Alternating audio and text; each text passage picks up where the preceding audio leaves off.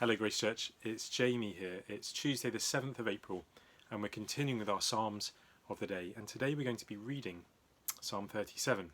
It's a long psalm written by David, and you'll notice that it's slightly different from some of the other psalms that we've been looking at over the past couple of weeks. It doesn't have a prayer in it. David doesn't pray in this psalm, and he doesn't tell us much about the circumstance or situation that he finds himself in. Rather, this psalm reads almost like one of the Proverbs.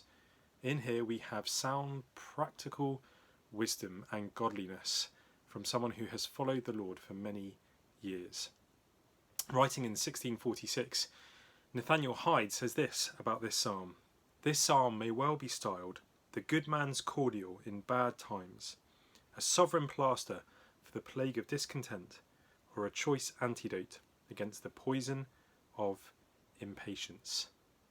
And what is that cordial that David has in this psalm? What is the antidote? Well, it is that the Lord is his salvation. The Lord is his deliverance. The Lord is the person that he can run to in times of trouble. Let me read it, and then why don't you pray afterwards? Psalm 37. Fret not yourself because of evildoers. Be not envious of wrongdoers, for they will soon fade like the grass and wither like the green herb. Trust in the Lord and do good. Dwell in the land and befriend faithfulness. Delight yourself in the Lord, and he will give you the desires of your heart. Commit your way to the Lord. Trust in him, and he will act. He will bring forth your righteousness as the light, and your justice as the noonday. Be still before the Lord, and wait patiently for him. Fret not yourself over the one who prospers in his way, over the man who carries out evil devices. Refrain from anger and forsake wrath. Fret not yourself, it tends only to evil. For the evildoers shall be cut off, but those who wait for the Lord shall inherit the land. In just a little while the wicked will be no more. Though you look carefully at his place, he will not be there. But the meek shall inherit the land, and delight themselves in abundant peace. The wicked plots against the righteous, and gnashes his teeth at him. But the Lord laughs at the wicked, for he sees that his day is coming. The wicked draw the sword, and bend their bows, to bring down the poor and needy, to slay those whose way is upright.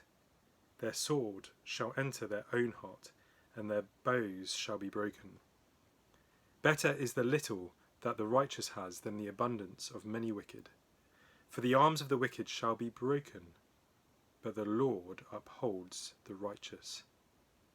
The Lord knows the days of the blameless, and their heritage will remain forever. They are not put to shame in evil times. In the days of famine they have abundance. But the wicked will perish. The enemies of the Lord are like the glory of the pastures. They vanish. Like smoke they vanish away. The wicked borrows, but does not pay back. But the righteous is generous and gives. For those blessed by the Lord shall inherit the land, but those cursed by him shall be cut off. The steps of a man are established by the Lord, when he delights in his way. Though he fall, he shall not be cast headlong, for the Lord upholds his hand. I have been young, and am now old, yet I have not seen the righteous forsaken, or his children begging for bread. He is ever lending generously, and his children become a blessing. Turn away from evil and do good, so shall you dwell forever. For the Lord loves justice, he will not forsake his saints. They are preserved forever, but the children of the wicked shall be cut off. The righteous shall inherit the land, and dwell upon it forever. The mouth of the righteous utters wisdom, and his tongue speaks justice. The law of his God is in his heart. His steps do not slip. The wicked watches for the righteous, and seeks to put him to death.